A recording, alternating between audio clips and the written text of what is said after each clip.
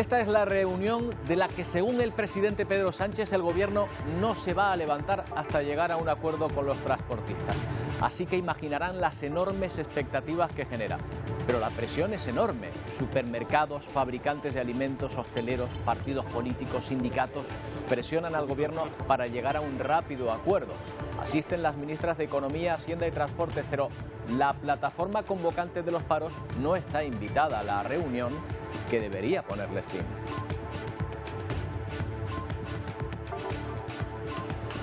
¿Qué tal? Buenas tardes. Hay matices que muestran voluntad de acuerdo. El gobierno ya no les tilda de ultraderecha, en cambio asegura ahora que son los más vulnerables por la subida de los combustibles. Cambia el tono a la espera de conocer las propuestas del Ejecutivo, que adelanta que serán sostenibles desde el punto de vista financiero. Mientras aumenta el número de empresas que reducen su actividad por la falta de suministros. La presión es cada vez mayor. Yo estoy convencido de que vamos a llegar a un acuerdo. Primero, porque el Gobierno de España tiene toda la voluntad, porque entendemos perfectamente cuáles son sus demandas y no nos vamos a levantar hasta que logremos un acuerdo. Al menos el sector pesquero da un respiro y tras reunión con el ministro Luis Planas deciden volver a salir a faenar. Ahora queda por ver si se puede transportar el pescado de las lonjas a su destino. Los convocantes de la huelga advierten que no aprobarán ningún acuerdo al que no hayan sido invitados y mantienen los paros. Las espadas están en alto y en medio la pugna de los ciudadanos que tratan de cargar con una bolsa de la compra cada vez más cara.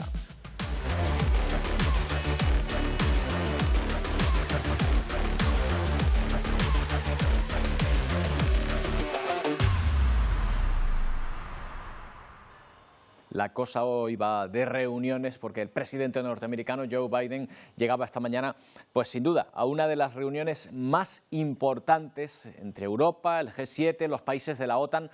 Probablemente están ante las jornadas más cruciales desde la caída del muro de Berlín. En cuanto a la OTAN, un nuevo orden mundial está en juego tras la invasión de Rusia a Ucrania y aunque la respuesta ha sido contundente, Estados Unidos presiona para aumentar las sanciones frente a problemas de países como Alemania para cerrar a corto plazo el grifo del gas. Por lo pronto, Europa se rearma. Esto que van a ver son sistemas antimisiles que se están instalando por parte de la Organización Atlántica en la frontera de Ucrania con Polonia, reforzando zonas cercanas a las atacadas por Rusia. Apenas a 30 kilómetros de aquí han caído algunas de las bombas, siempre sobre territorio ucraniano. Pero la ofensiva rusa podría estar estancada pese a su superioridad numérica. Una muestra es la muerte de otro de sus mandos, el comandante en jefe de la flota del Mar Negro, cuyo funeral se celebraba en Sebastopol. Algunas fuentes indican que Rusia habría tenido que retroceder incluso en torno a la capital ucraniana. Vamos con esa señal en directo que estamos recibiendo ahora mismo desde esta cumbre atlántica, reunión extraordinaria de los países de la OTAN. Es su responsable ahora mismo el que está dando cuenta de los acuerdos a los que se han llevado. Se espera, por cierto, hoy también la presencia telemática, como está siendo habitual, en esta reunión del presidente ucraniano Volodymyr Zelensky, que de nuevo va a pedir la exclusión aérea, algo que la OTAN no le va a conceder, ya lo ha advertido, pero sí parece que va a acceder a continuar rearmando a Ucrania en su lucha frente a los invasores rusos.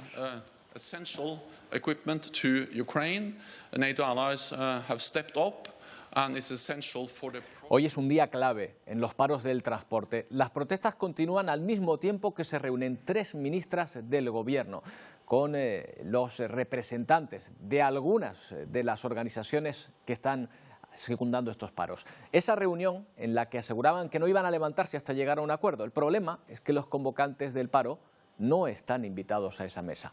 El gobierno espera llegar a un acuerdo con el Comité Nacional del Transporte por Carretera, que es la patronal del sector. Las fábricas y empresas cruzan los dedos para que esta reunión sea fructífera. Mañana nos vamos a sentar y no nos vamos a levantar hasta que logremos un acuerdo.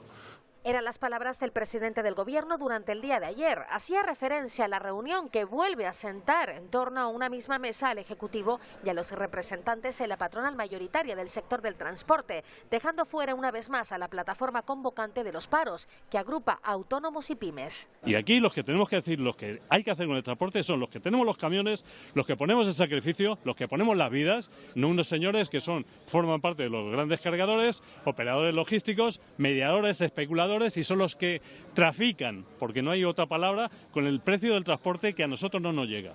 Una mañana de nuevas protestas por todo el país. A los camioneros se les unen los taxistas, los conductores de tractores. Los trabajadores del sector primario también sufren las consecuencias de esta subida de precios del combustible. Los ganaderos también protestan y lo hacen tirando la leche en el centro de Pamplona. Los que ya han decidido interrumpir el paro general es la flota pesquera. Hoy han salido a faenar tras las ayudas prometidas por el gobierno para paliar el alza del gasóleo marino. Bueno, pues el Gobierno trata de desviar parte de la presión que está recibiendo hacia otros sectores. La prueba es que hace solo unas horas la ministra de Transición Ecológica, Teresa Rivera, ha pedido ayuda a las compañías petroleras para que sean ellas las que rebajen el precio de los carburantes, porque considera que tienen margen. El primer esfuerzo, evidentemente, tiene que ser por parte del presupuesto público, pero no puede basarse solamente en un esfuerzo unilateral del presupuesto público, sino que tiene que haber un esfuerzo también de reducción de márgenes, de beneficios por parte del sector. Tienen margen para hacerlo, entienden perfectamente que la situación es complicada para todos. Bueno, pero hoy asistimos a un punto de fuga, a un respiro por lo menos en esta situación, la que nos llega desde el sector pesquero, a la espera de que se manifiesten, se firmen los acuerdos. Hoy la flota ha salido a faenar, satisfechos en principio con los anuncios del Gobierno en la tarde de ayer. Se reunieron con el ministro Luis Planas. David Pavón es el portavoz de la Federación Regional de Cofradías. David, ¿qué tal? Buenas tardes de nuevo. Hola, buenas tardes, Roberto. Bueno, salieron contentos de esa reunión por lo que vemos. ¿Qué se les ofreció? Bueno, sí, por lo menos hemos salido de alguna manera esperanzados, ¿no? Esperanzados porque uno de los principales problemas o temores que teníamos es que se quedara solo en las posibilidades de líneas europeas. Sin embargo, Luis Planas habló de ayuda en la reducción del combustible, que seguramente el próximo martes, después del Consejo del Ministro, se cree que va a salir ya algo. Se habló también del tema de la exención de la seguridad social y de las tasas portuarias, que son un poco las tres líneas principales que nosotros teníamos. Además, se habló también de unas líneas ICO nuevas y de la puesta en marcha del artículo 26 del FEMPA, que bueno, lo que posibilita es que puedan haber ayudas que estén fuera del plan estratégico nacional, ¿no? Y puedan venir ayudas a consecuencia del problema que tenemos con el combustible.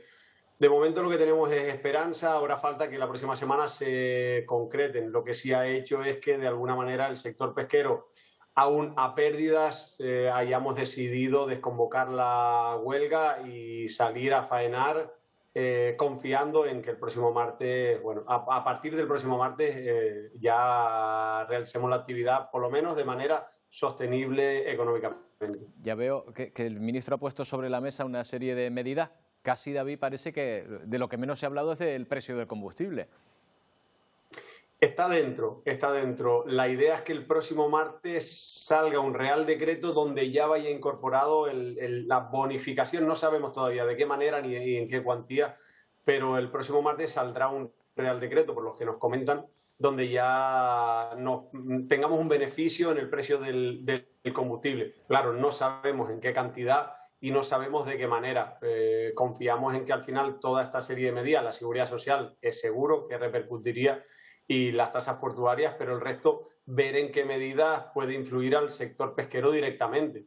Oye, la verdad es que llama la atención, David, lo rápido que se ha resuelto este problema entre ustedes y el Ejecutivo, aunque, bueno, pues me imagino que la cosa vendrá bastante de atrás. Pero ¿esto a qué se debe? ¿A que ustedes tienen una actitud distinta a la de los transportistas o a que el Gobierno se ha mojado y les ha expresado unas ayudas o unas propuestas que realmente les parecen razonables?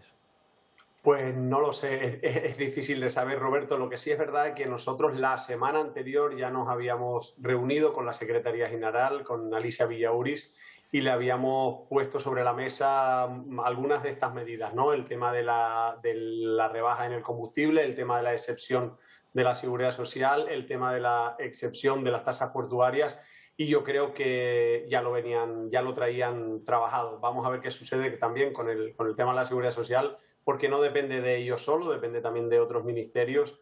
Y bueno, es una incertidumbre, ¿no? Aunque yo creo que sería una de las medidas más rápidas y directas que puede tener cualquier sector. Bueno, David, pues habrá pescado en las lonjas. Ahora lo que falta es que haya transporte para llevar ese pescado a donde tiene que llegar. Vamos a ver si hay suerte. Muchas gracias, esperemos que sí. Y Gracias. que se solucione para todos los sectores. Desde luego. Gracias, David. Buenas tardes. Bueno, pues ahí está la situación de los pescadores, que rebaja la presión. El ministro Luis Planas pues ha conseguido ese principio de acuerdo y desconvocar los paros.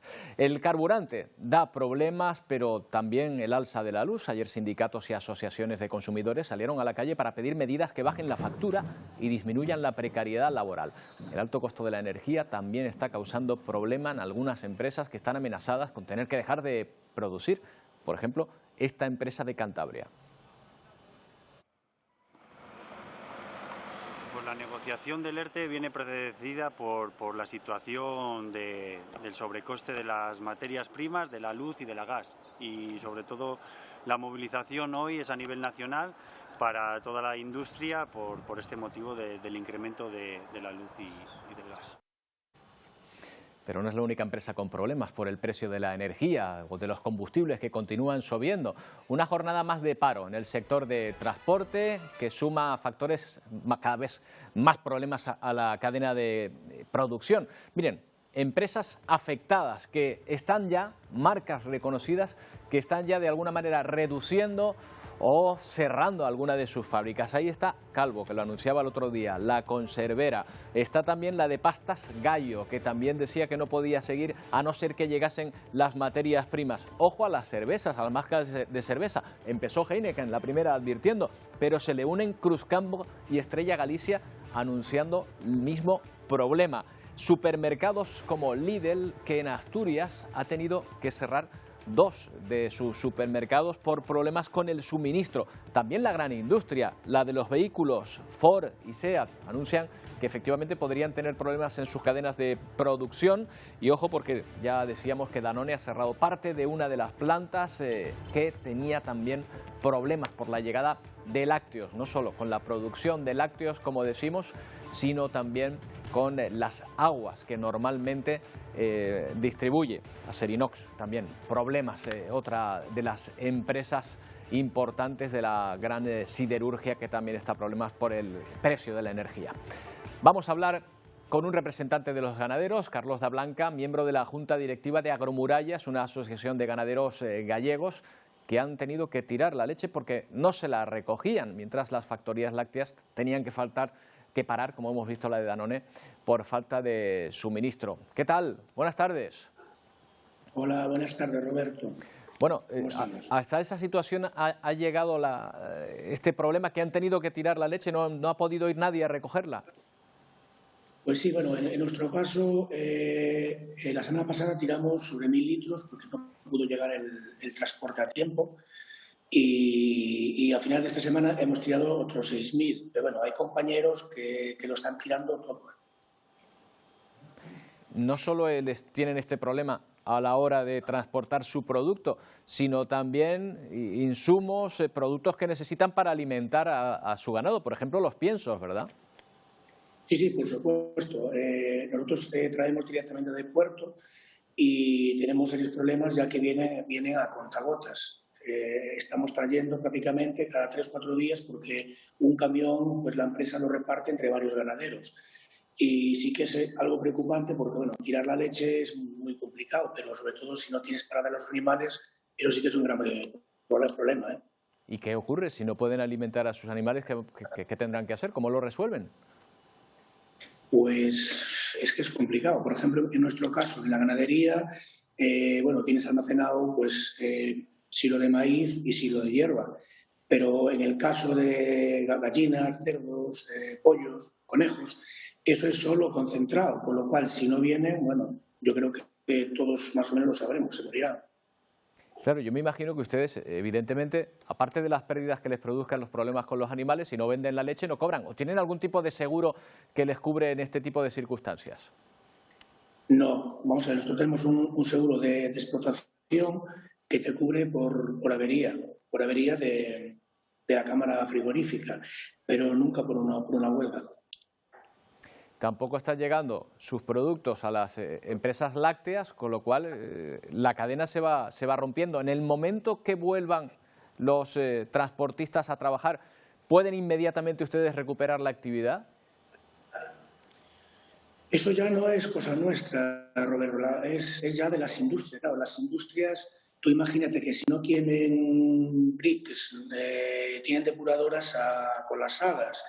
Entonces esa gente tendrá primero que traer los bricks y después empezar la cadena, con lo cual cuando ellos empiecen a normalizarse, a lo mejor nosotros igual tenemos que seguir tirando leche unos días. Claro, ese es el problema, que arrancar de nuevo es difícil. Claro. Carlos, yo no sé si usted conoce a personas que se dediquen al transporte de los que están en los paros. Claro, porque a ustedes les está haciendo esto muchísimo daño. ¿Usted ha podido expresarse, hablar con alguno de ellos? No sé si para decirles, oye, tengan en cuenta que nosotros lo estamos pasando muy mal por esta situación. Mira, Roberto, nosotros, aparte de estar con ellos, porque para nosotros son compañeros de trabajo, porque a nosotros nos traen el pienso y nos llevan la leche, nos traen productos de limpieza, nos traen paja, nos traen el bagazo de la cerveza, nos traen todo. Entonces, para nosotros son compañeros, con lo cual hablamos todos los días, incluso les estamos apoyando en esta huelga. Claro, ellos han marcado unos servicios mínimos para que nos traigan cereal y nos lleven la leche. Y estamos con ellos porque realmente son nuestros compañeros. Y yo creo que toda la sociedad debería estar con ellos también, porque ellos son los que transportan todos los productos, desde piensos hasta medicamentos e incluso, bueno, pues para hospitales, para todo. Con lo cual yo creo que ellos, si van a perder y están mejor con el camión parado, yo creo que lo que tienen es que hacer presión para que este gobierno les haga caso. Bueno, Carlos, pues es significativo que lo apoyen incluso ustedes, que son los que están perdiendo directamente por esta situación. Carlos, gracias por atenderlos. Gracias. Buenas tardes. Bueno, yo solo mandarles un saludo a todos los palmeros, sobre todo a nuestros compañeros agricultores y ganaderos, y bueno, que estamos con vosotros. ¿Vale? Venga, gracias por el detalle, Carlos. Seguro que le están escuchando. Venga. Buenas tardes. Un saludo, chao, chao. Bueno, hoy es un día de reuniones trascendentales porque la OTAN celebra probablemente una de las más importantes desde que cayó el telón de acero. La Organización Atlántica se refuerza en Europa. María Forner, con nuevos despliegues militares y además con la intervención prevista del presidente Zelensky durante la reunión, ¿verdad? Buenas tardes.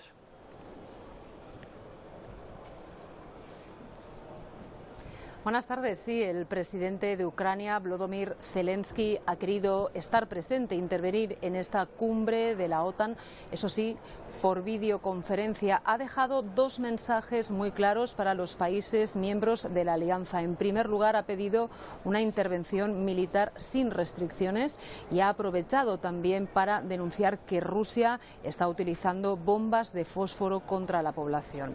No obstante, no ha acreditado con pruebas fehacientes estas acusaciones, unas acusaciones que cambiarían y mucho la posición de la OTAN respecto a la guerra que Rusia está manteniendo en territorio ucranés. De otra parte, la reunión de la OTAN ha sido especialmente larga, casi más de 3 horas de reunión. En estos momentos, hace apenas unos minutos, comparecía el secretario general de la Organización del Atlántico Norte, Jens Stoltenberg, y lanzaba un mensaje muy claro a China, que es un país clave en esta cuestión. Les pedía que se sitúen junto con el resto de los países del mundo, que ayuden a conseguir una declaración de paz y que no provean de material económico ni militar a Rusia, una petición que extendía a otro país, a Bielorrusia, al que le pedía que no sea cómplice de Putin. Por otra parte, la OTAN también ha decidido ampliar y reforzar su presencia en la frontera oriental de la Unión. Se desplegarán 4 batallones más en los países de Eslovaquia, Hungría, Rumanía y Bulgaria. De momento queda descartada una intervención militar, proveer de aviones o de tropas personales en el territorio de Ucrania, porque, como sabéis, este no es un país de la Alianza Atlántica, pero la OTAN sí considera que esa amenaza de Rusia para utilizar armamento químico o nuclear contra la población ucrania es una realidad, y en ese caso la situación cambiaría notablemente. El presidente del gobierno español, Pedro Sánchez, ha querido también manifestar la solidaridad con las personas refugiadas que huyen de la guerra en Ucrania. También recibirán asistencia financiera y ayuda los países fronterizos con Ucrania, que están recibiendo grandes flujos migratorios, como ahora, por ejemplo, Georgia o Moldavia. Después de la cumbre de la OTAN comenzará la reunión del G7 y ya esta tarde será la reunión del Consejo Europeo, un consejo vital para el desarrollo de la guerra en Ucrania. Esta jornada del jueves se dedicará de manera monográfica a analizar la situación en este país y cómo mantener esas sanciones para Rusia. También mañana se hablará y mucho de la energía, de los precios de la luz, de si es posible limitar el precio del gas, una opción que defiende Pedro Sánchez, pero que de momento lo mantiene enfrentado con los socios del norte de Europa. Gracias, María, desde Bruselas. Miren, esta es la foto de la reunión de la OTAN, Joe Biden al frente, que va a estar también en el G7 y después en la reunión del Consejo Europeo como invitado. Ahí también muy pendientes de la crisis de refugiados, de la subida de precios, sobre todo de la energía. ¿Cómo atajar la subida del coste de la electricidad o tener que pagar el gas ruso en rublos tras la medida anunciada por Putin en este sentido? El objetivo, sin duda, es reducir la dependencia energética respecto a Moscú. ¿Cómo bajar el precio de la factura de la luz? Muchos se lo preguntan y este jueves la cumbre de la Unión Europea intentará dar una respuesta, aunque no será nada fácil. Están por un lado los países a favor de intervenir el mercado energético como España y por otro los que se oponen, entre ellos Alemania, que asegura no dejará de comprar petróleo o gas a Rusia, aunque eso no impide que busque otros aliados como Qatar. Mientras el Kremlin lanza una especie de ofensiva contra el punto débil de Europa, que es la energía. Ahora el gas que compre deberá pagarlo en rublos. The coming months, we are aiming at having a commitment for additional supplies for the next 2 winters. De ahí que una de las cuestiones que plantea Europa sea reducir la dependencia energética para los próximos inviernos, tal y como reconoce la presidenta de la Comisión, Ursula von der Leyen. Entre las soluciones, la propuesta de España, desacoplar la luz del gas e incluso limitar el precio de la energía. Aunque también se habla de impulsar las renovables y las conexiones entre los países miembros. O bien Europa llega a un acuerdo o bien espera la próxima cumbre que se celebrará en mayo. Lo que se espera que cada país pueda adoptar sus propias decisiones en materia energética. Se cumple un mes desde que Putin decidiera invadir Ucrania. A pesar de que la ofensiva rusa se ha hecho con varios enclaves de aquel país, las fuerzas armadas de Ucrania se han mostrado más resistentes de lo esperado, provocando que esta guerra se alargue. Es uno de los signos que indican que las cosas no van del todo bien para el ejército ruso. Rusia celebra el funeral por el último comandante naval abatido en combate. Su muerte se une a una serie de bajas militares de alto rango desde el inicio de la guerra. Según el gobierno ucraniano, 6 generales de las tropas de Putin han sido asesinados junto a decenas de coroneles y otros oficiales en este mes. Ni siquiera durante la Segunda Guerra Mundial la Unión Soviética llegó a perder tantos generales en solo 4 semanas. El Kremlin únicamente admite la pérdida de 498 soldados. Sin embargo, un diario prorruso cifraba esta semana en casi 10.000 los militares muertos y 16.000 heridos en la guerra, citando fuentes del gobierno de Putin. Minutos después, el tabloide borraba esta información. Bajas en el ejército, pero también bajas en armamento militar. Las Fuerzas Armadas de Ucrania aseguran que ya se han deshecho de más de 500 tanques, más de 1.500 vehículos blindados, casi 100 aviones, 123 helicópteros, 35 vehículos aéreos no tripulados, 70 camiones cisterna, 80 sistemas de lanzamiento de cohetes, 45 sistemas de defensa antiaérea y 3 buques. El último, el Orsk, un barco de desembarco de la flota rusa en el Mar Negro. A Vladimir Putin se le acumulan también las fugas de sus hombres de confianza. Ayer abandonó el país tras dimitir el emblemático y veterano dirigente ruso Anatoly Kubais, convirtiéndose en el funcionario de mayor rango que abandona al jefe del Kremlin por discrepancias en relación a la invasión en Ucrania. Y se echa también en falta la presencia pública nada menos que del ministro de Defensa Sergei Shoigu, que lleva desaparecido desde el pasado 11 de marzo. Cuando se cumple un mes de la invasión, Zelensky pide a los líderes occidentales más apoyo militar. No hemos recibido aviones ni equipos antimisiles modernos, ni tanques ni armas antibuques. Las tropas rusas todavía pueden matar a miles de ucranianos y destruir nuestras ciudades, asegura el presidente de Ucrania. Un ejemplo, la ciudad de Mariupol, casi arrasada por completo. Zelensky insiste en pedir armamento para seguir defendiendo territorios como este que aún no han caído en manos invasoras. La situación aquí es crítica. Los que no han podido huir hacen cola para conseguir víveres. Por fin recibimos ayuda humanitaria. Nos han traído pan, pañales para los niños, avena para el bebé, comenta Angelina. Son tantas las víctimas que son los vecinos quienes les dan sepultura en plena calle frente a sus propias viviendas. Esa desolación, esa imagen de destrucción, a nadie extraña que más de 3,5 millones de personas hayan huido hasta ahora de Ucrania. ACNUR asegura que serán muchos más de no parar la invasión y los ataques por parte de Rusia. A nuestro país llegan algo más de 25.000 refugiados, al menos los que han solicitado asilo en comunidades como Madrid o Andalucía. El objetivo es poder comenzar una nueva vida lejos de la guerra. Casi 4 millones de personas han huido de Ucrania y aunque el primer destino suele ser Polonia, lo cierto es que 3 de cada 4 refugiados no se quedan en el país.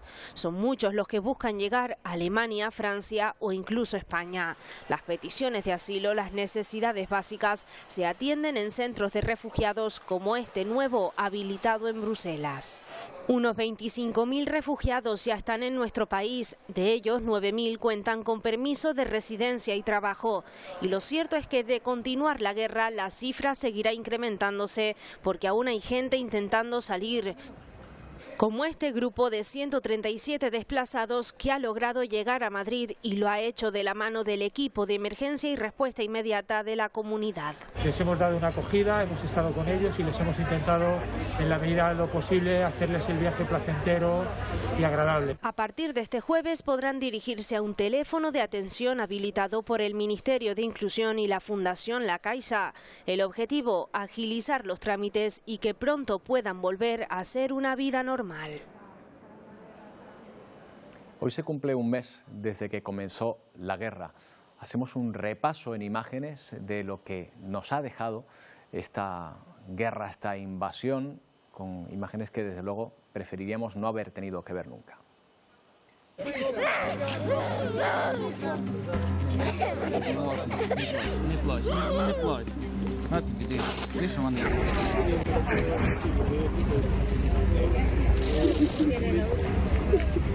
Помогать. Может, даже будет воевать.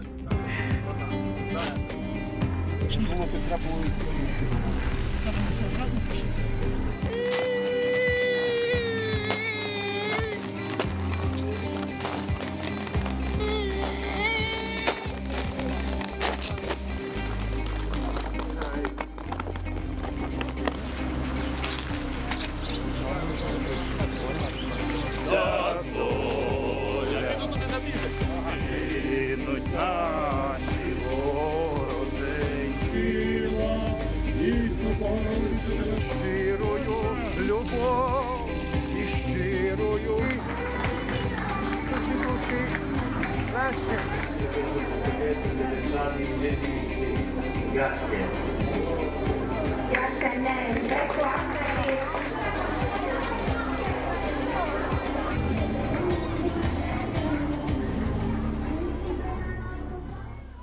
La administración de Joe Biden ha nombrado al chef español José Andrés asesor del Consejo de Deporte, Fitness y Nutrición de aquel país. Además, según apuntan varios medios estadounidenses, el reconocido cocinero será el copresidente de este organismo nacional que se encarga de promover la actividad física y la alimentación saludable entre la población.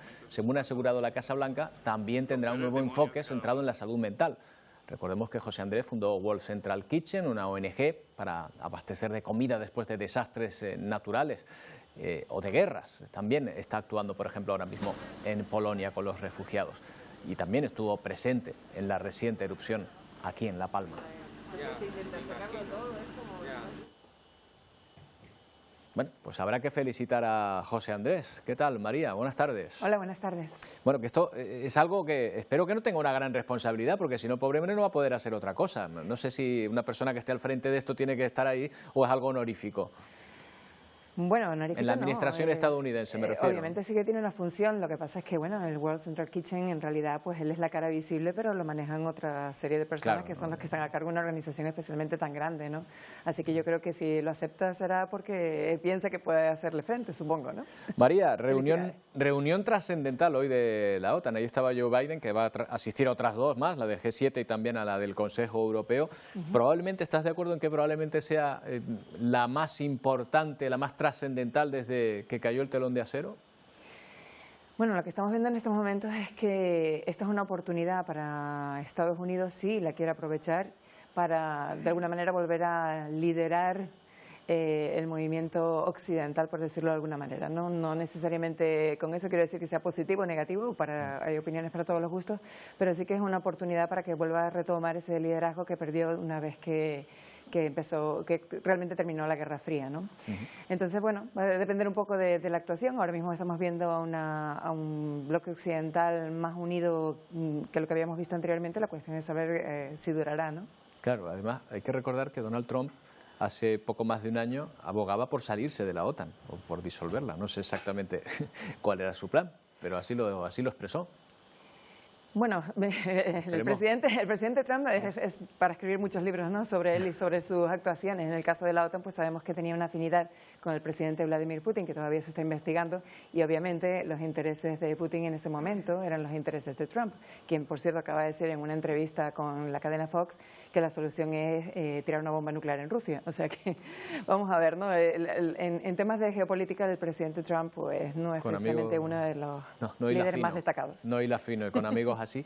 Bueno, ha fallecido Madeleine Albright. Fue la primera mujer en ser secretaria de Estado en Estados Unidos y además fue punta de lanza de la diplomacia de este país durante la presidencia de Bill Clinton. Se la caracterizó como una mujer de mano dura, aunque también era pues, una persona dialogante, pero por ejemplo tuvo un protagonismo en la guerra de los Balcanes muy fuerte. Fue una de las que impulsó precisamente el bombardeo de los Balcanes, ¿no? Sí, Madeleine Albright, por supuesto que es un personaje muy destacado dentro de la política internacional de Estados Unidos, que tiene muchas controversias, ¿no? Hay que entender que ella nació en la antigua Checoslovaquia, que su familia estuvo en Yugoslavia, su padre era diplomático, eran anticomunistas, luego ellos pues de ahí fueron a Inglaterra, de Inglaterra llegaron a Estados Unidos, en fin, una trayectoria importante en la que la familia directa de Madeleine Albright pues tuvo muchísimo que ver con lo que está pasando. De hecho, por ejemplo, ella habla ruso, tiene bastante conexión con todo lo que está ocurriendo en este momento, pero tanto en la administración de Clinton como luego con Obama, su papel realmente ha sido un poquito bélico, antirruso, si lo ponemos de esa manera, pero con una importancia bastante destacable, ¿no? Realmente, porque sí, un punto de vista un poquito duro, muy controvertida en muchos sentidos, ¿no? Claro, no sabía yo que tenía una ascendencia precisamente centroeuropea, lo cual, pues bueno, puede explicar alguna de sus decisiones, alguna de sus fobias, ¿no? Por ejemplo, en el caso de la guerra de los Balcanes, de combatir a Serbia, ¿no? De hecho, ella cuando nació era judía, su familia se convirtió al catolicismo durante la Segunda Guerra Mundial y ella de hecho no sabía que tenía esta ascendencia anterior. Luego se convirtió al protestantismo, en fin. Ella tiene sus razones para tener un punto de vista bastante antirruso y anticomunista. De hecho, bueno, su familia lo era, ¿no? Entonces, María, ahí podemos ver algunas líneas, ¿no? Otra mujer protagonista hoy, porque es la primera mujer afroamericana que ocupa un asiento del Tribunal Supremo. Se llama Ketanji Brown Jackson. Sí. Seguro que tú dices mejor el nombre que yo, pero ¿por qué es tan importante ocupar una plaza en el Tribunal Supremo de Estados Unidos? Primero lo has dicho perfectamente. Y segundo, es importante por varias razones. Una, porque sería la primera mujer afroamericana, la primera mujer negra en ocupar un puesto en el Tribunal Supremo. Es importantísimo, no solamente desde el punto de vista histórico, en el caso de Ketanji Brown Jackson, sino además por el hecho de que en Estados Unidos, teniendo una jurisprudencia que es importante a la hora de decidir los casos y la política en muchos sentidos del país, pues va de alguna manera a definir si va a ser un país más conservador, más moderado, más liberal, dependiendo de quién forme parte de ese grupo de juristas que son los jueces, ¿no? Además es un cargo vitalicio, ¿no? Es un cargo vitalicio. O dimites o falleces y te tienes que ir, claro. Exacto, es vitalicio. Ella, de hecho, va a entrar sustituyendo a uno de los magistrados que ha decidido retirarse a los 83 años, Breyer, y ella va a ocupar esa plaza. Está pasando ahora mismo por lo que en Estados Unidos es las audiencias para escucharla, para hacerle preguntas. Es como una entrevista de trabajo muy dura la que se le está haciendo en estos momentos. Ya vimos con Kavanaugh, un juez anterior, que también fue bastante complicado, y en el caso de ella, pues el Partido Republicano la considera como una juez bastante liberal, un poco débil en cuanto al crimen, o como trata en cuanto a penas a los criminales. Eso es lo que dicen de ella, y quieren de alguna manera pues asegurarse que ella es la persona idónea, pero sobre todo de ser posible, pues, o no hacerlo, o por lo menos que tenga ese derecho a la pataleta, ¿no? Bueno, exacto, por lo menos el derecho a protestar, ¿no? No nos acordamos ya de Afganistán, María, pero es que va cambiando todo y la información va dando muchas vueltas, pero vamos a irnos hasta este país. Será hasta la semana que viene. Gracias, María. Muchísimas gracias. Porque después de tomar el control en este país, los talibanes intentan recibir el reconocimiento internacional de su gobierno, un reconocimiento que puede verse truncado tras decidir prohibir a las mujeres y niñas ir a la escuela de secundaria. La ONU advierte que a este paso no vamos a ir a ningún sitio en los reconocimientos.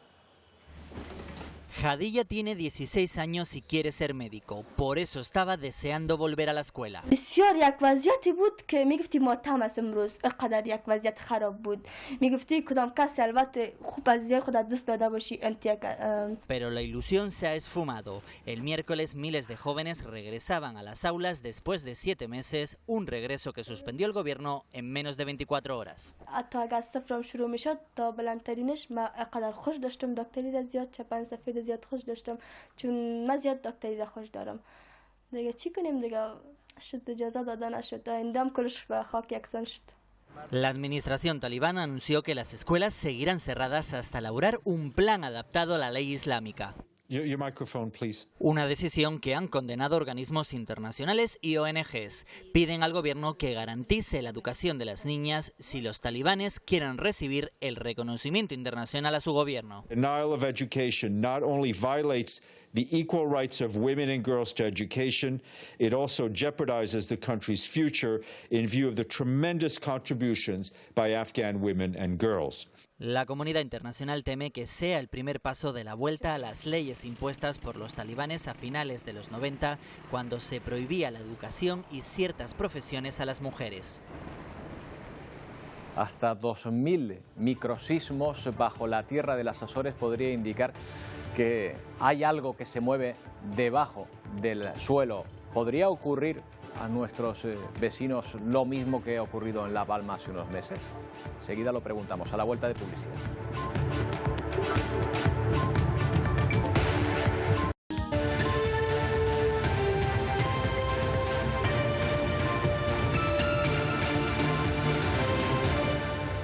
Atentos ahora, buenas tardes de nuevo, a un nuevo enjambre sísmico. Ya parecía que habíamos enterrado ese término, pero las Islas Azores, ya saben, al norte de Canarias, están registrando cientos de temblores, bueno, miles desde el pasado sábado, porque en las últimas horas han sido 1.800 exactamente de este archipiélago portugués que forma parte también de la Macaronesia, igual que Canarias. Ahí nos situamos, ahí están exactamente las Azores, son nuestros vecinos más al norte.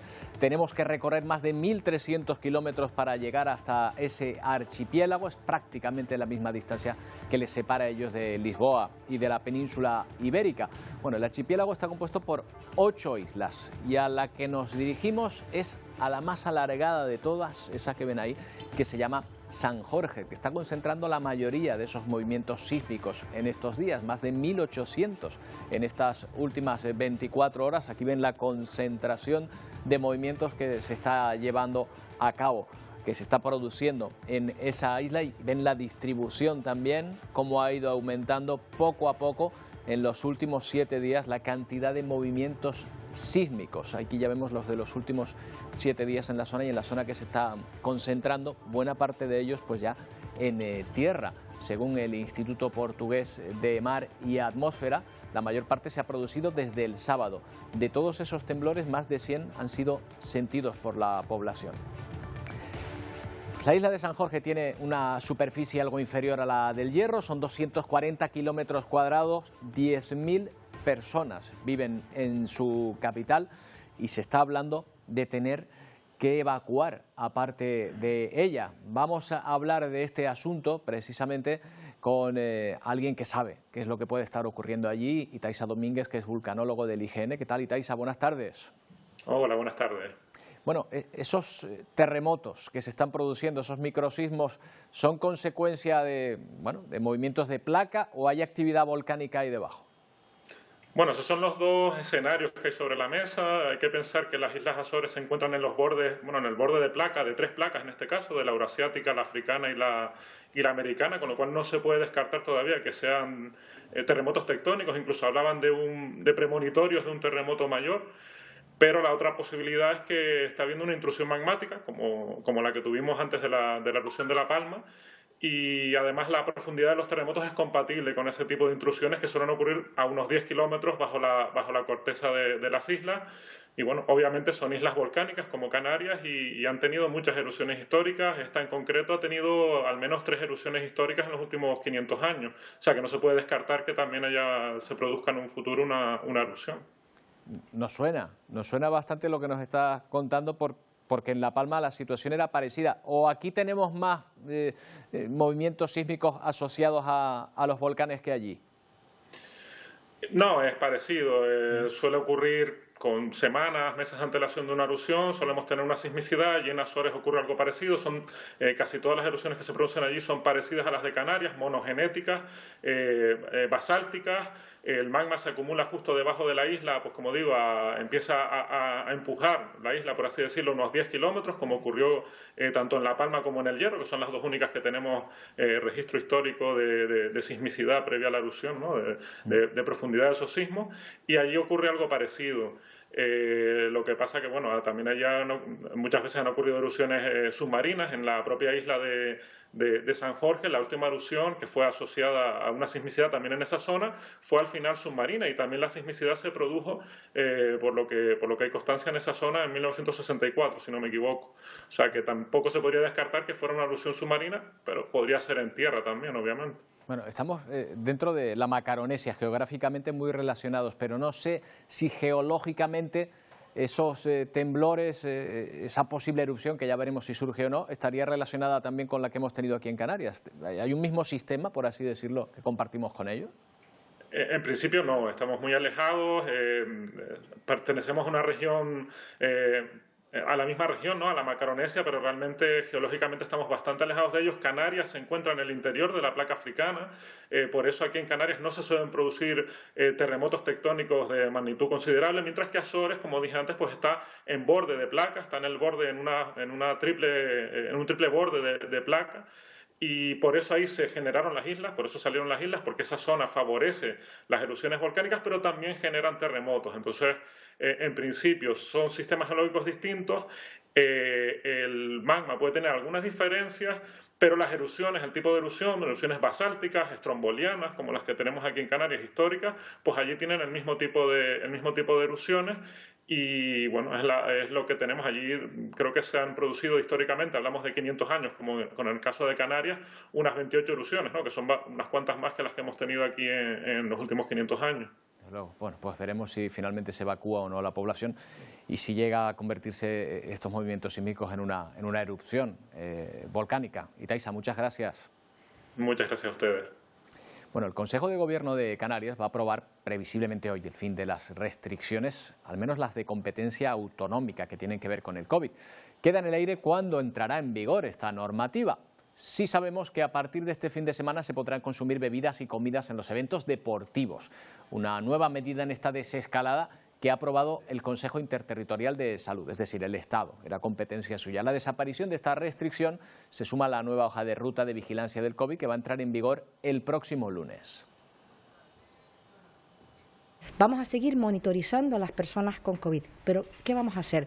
Hacerlo de manera diferente, focalizando la importancia de los indicadores como es la capacidad asistencial, ocupación de camas hospitalarias, ocupación de camas UCI, y especialmente en aquellos colectivos vulnerables.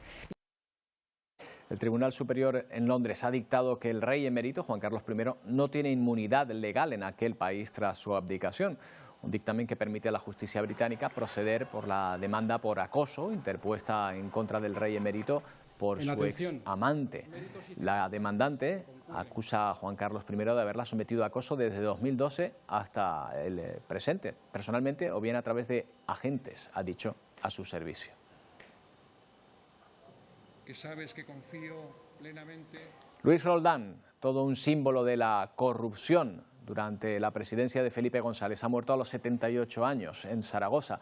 El exdirector general de la Guardia Civil ha fallecido tras un ingreso de varias semanas en un hospital.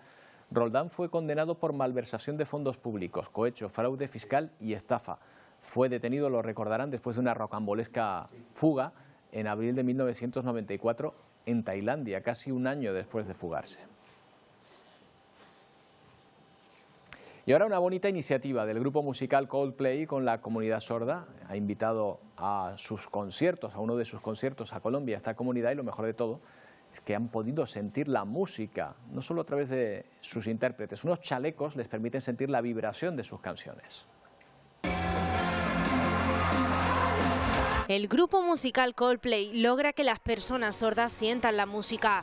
Así lo explica a través del lenguaje de signos uno de los 10 asistentes con dificultades auditivas, a través de estos chalecos especiales que vibran al ritmo de las canciones. Tuvieron la posibilidad de acceder a una tecnología que son una especie de chalecos que se sincronizan con los instrumentos de la banda y les permite sentir las vibraciones de los instrumentos, de manera que para ellos la experiencia pudiera ser más completa. Así la productora contactó con ellos y luego les ubicó en una zona especial cerca de los artistas. Había una plataforma que era la plataforma Ley 7600 y dentro de esa plataforma dieron el espacio para que 5 personas sordas cada día, invitadas, pudieran ir a disfrutar del concierto. Así Jason, uno de los intérpretes durante el concierto, explica que la manera de transmitir la música mediante signos debe ser diferente. Nosotros les llamamos interpretaciones artísticas porque requieren una preparación diferente, ¿verdad? Yo conocía el setlist de previo, entonces me pude preparar con anterioridad para conocer esas letras y para poder saber también cómo las iba a interpretar en el momento del concierto. Y este es un ejemplo que muestra cómo la música es un lenguaje que no entiende de barreras. Bueno, pues seguimos atentos a esa sucesión de tornados que ha arrasado algunas ciudades en Estados Unidos, estados de Oklahoma, Texas y Luisiana, y que sigue su camino hacia el este. ¿Han alcanzado nuevos estados o han destrozado nuevas localidades, Antonio? ¿Qué tal, Roberto? Por suerte, tornados ya no ha habido más, o ninguno de esa importancia como los que tuvimos ayer y antes de ayer, pero sí que la tormenta ha seguido, como tú dices, hacia el este, alcanzando los estados de Alabama y de Florida. Lo que vemos en las siguientes imágenes van a ser daños de Texas, también del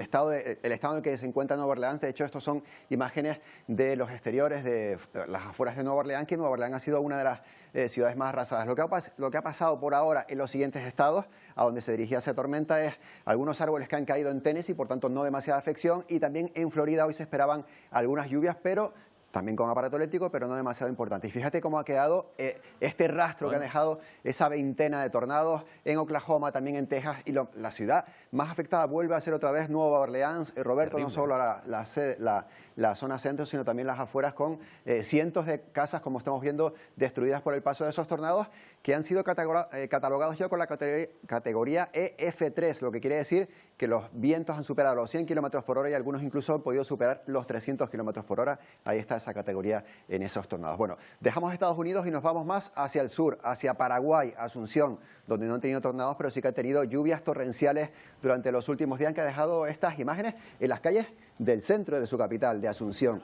Agua corriendo por esas calles, como estamos viendo, un riada, aguas torrenciales que han provocado incluso que hay coches que se hayan desplazado incluso centenares de metros. Aquí, dicen las crónicas locales, fíjate esta guagua y ese coche arrastrado, que el agua llega a superar incluso un par de metros de altura. Hemos visto una imagen, Roberto, que la vamos a ver en el siguiente vídeo, una imagen para la esperanza también de cómo un hombre se acercaba a un niño y le salvaba la vida. Lo vemos. Una de las imágenes que deja estas inundaciones en la capital de Paraguay es esta. Ese niño se aferra al árbol para no ser arrastrado por la corriente cuando llega un hombre que consigue salvarle la vida. Este es ese hombre volviendo al lugar de los hechos 24 horas después. Por amor. Las lluvias pronto se convirtieron en auténticas riadas por las calles de Asunción, la capital de Paraguay. El agua arrasó con todo lo que encontró a su paso. Hay vehículos que han aparecido a decenas de metros de donde estaban estacionados. Hoy muchos vecinos reclaman ayudas para compensar las pérdidas y los daños ocasionados incluso en sus propias viviendas, que permanecen inundadas. Lo peor es el fallecimiento de una persona por la caída de un muro. El recuento de daños continúa todavía en Paraguay.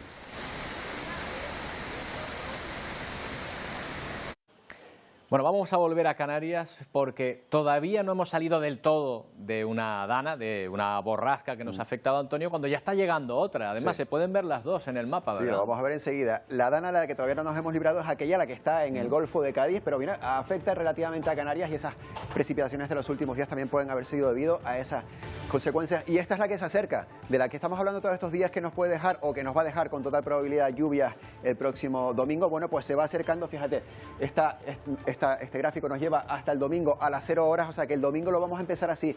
Es decir, hoy vamos a tener cierta inestabilidad, como estamos viendo, mañana igual, con nubes y claros. El sábado dicen que podemos incluso ir a la playa, las previsiones, pero el domingo vamos a tener esto, lluvias generalizadas en toda la comunidad autónoma. Hay que aprovechar el sábado, hay que exprimir el sábado los que queramos hacer cosas al aire libre, porque el domingo ya toca otra vez paraguas, ¿eh? Exacto, esto es lo que vamos a tener, y ahí tenemos esa dana que se convertirá en un frente que arrasará, no, que llegará a las islas y dejará aguas para despedir el mes de marzo como se merece, con aguas, y que, como decíamos estos días, un poco vaya compensándose ese déficit hídrico que hemos tenido en diciembre, donde llovió el 22% de lo que se esperaba, en enero, donde llovió el 88% de lo que se esperaba, y en febrero, donde llovió en torno al 60% de lo que se esperaba, es decir, siempre por debajo, a ver si marzo llueve más de lo que se espera y por lo menos se compensa. Se recupera un poquito, ¿verdad? Esa ausencia de agua los últimos meses. La sequía está siendo un problema, no solo en la península, sino en algunos puntos de las islas, donde lo cierto es que otros años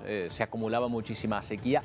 Parece que poco a poco se va recuperando. Vamos a ver si es verdad, ¿eh? Claro, porque hablamos de agua, por ejemplo, La Palma es un ejemplo claro. Hablamos de que cae agua, ¿no? Hoy ha llovido en La Palma, ayer también, pero no llueve en las zonas de La Palma donde más agua se necesita, donde sí que hay un problema importante de la sequía. Siempre llueve en las islas, en el norte, nordeste, pero hay otros puntos de las islas donde no está lloviendo tanto y ahí se está resintiendo ese nivel de los embalses, por ejemplo. Antonio, ¿quieres ver una foto que puede llevarse un premio importantísimo? Quiero verla. Mira, pues esta es una foto del volcán de La Palma, tomada desde el espacio, para que se hagan una idea, o desde muchísima altura, el contorno de la isla de La Palma, y ahí estamos viendo pues cómo se producían, ¿te acuerdas? Esas humaredas, claro, de distinta composición y por lo tanto de distinto color. Pues bien, está en las semifinales para convertirse en la mejor foto del año en una especie de torneo fotográfico que celebra nada más y nada menos que la NASA. Pueden votar, además, podemos votar y lo podemos hacer ya todos en ese enlace que estamos viendo en el rótulo. Justo hace 10 años, si no recuerdo mal, la erupción en el Hierro, la erupción submarina del Hierro, se llevó también el primer premio en ese concurso, uno de la NASA o uno parecido, o sea que 10 años después podría también hacerlo la isla de La Palma. Espectacular esta imagen, la verdad.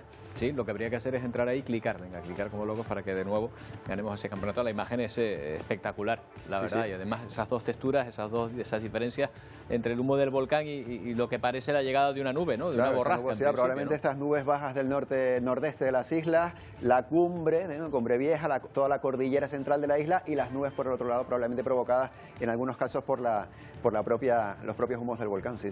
Desde luego. Bueno, pues nada, para hacernos un póster. Antonio, será hasta mañana. Oye, nos vamos a despedir con una imagen bonita. Venga, estate atento, porque se cumple un mes de la guerra de Ucrania y cada vez son más los gestos en todo el mundo para pedir que acabe esta invasión. Uno de los últimos que hemos visto es este concierto que ha dado un niño de solo 9 años de Grecia. Está considerado como un prodigio en el piano. Bueno, no solo ha hecho el concierto, sino ha compuesto la música que estamos escuchando. Una música y un concierto pensados explícitamente para acabar con esta guerra, para concienciarnos a todos contra la brutalidad, la sinrazón de esa guerra en el corazón de Europa. Con su música les dejamos hasta mañana. Las noticias llegan de la mano de Paco Luis Quintana en Telenoticias 1. Adiós.